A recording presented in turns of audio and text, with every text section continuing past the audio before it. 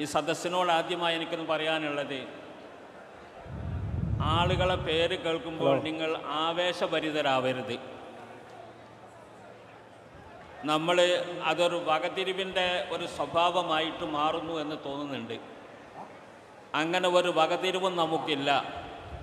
വഅ്തസിമു ബിഹബിലില്ലാഹി ജമിയ, അല്ലാഹു തആല പറഞ്ഞ നേരത്തെ ഓതിയ ആയത്ത്, നിങ്ങൾ അള്ളാഹുവിനെ സൂക്ഷിക്കണം. യാ അയ്യുഹല്ലദീന ആമനൂ ഇത്തഖുല്ലാഹ്, നിങ്ങൾ അള്ളാഹുവിനെ സൂക്ഷിക്കണം. വലാ തമൂത്തുന്ന ഇല്ലാ വ അൻതും മുസ്ലിമൂൻ, മുസ്ലിമായിട്ടല്ലാതെ നിങ്ങൾ മരിച്ചു പോകരുത് എന്ന് അള്ളാഹു കൽപ്പിക്കുന്നു. അള്ളാഹുവിനെ സൂക്ഷിക്കേണ്ട ക്രമം നിങ്ങൾ സൂക്ഷിക്കണം.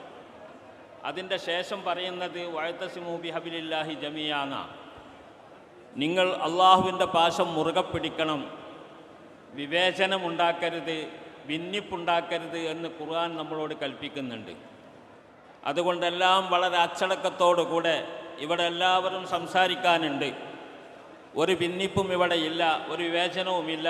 ആ നിലക്കുള്ള ഒരു സംഗമത്തിനാണ് സമസ്ത ഇവിടെ സംവിധാനിച്ചിരിക്കുന്നത്. സമസ്ത നമ്മളെ പഠിപ്പിച്ചിരിക്കുന്ന അതാണ്. സമസ്തയുടെ ഉലമാക്കളുടെ പാരമ്പര്യം അതാണ്. എല്ലാവരെയും ഒന്നിച്ചു കൊണ്ടുപോവുക എന്നുള്ളതാണ്. ഇപ്പോൾ സയ്യിദുൽ ഉലമയുടെ ഒരു ജാഥ നടന്നു.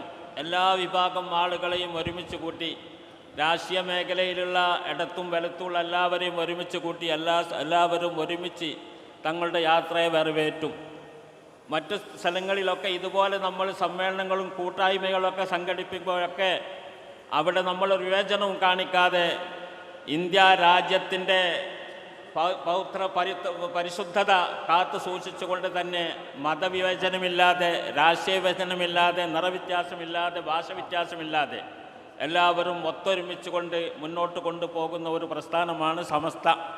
ആ നിലയ്ക്ക് തന്നെ നമ്മൾ എന്താക്കണം, ശ്രദ്ധിച്ചു കൊണ്ട് പോകണം എന്ന് ആദ്യമായി അഭ്യർത്ഥിക്കുകയാണ്.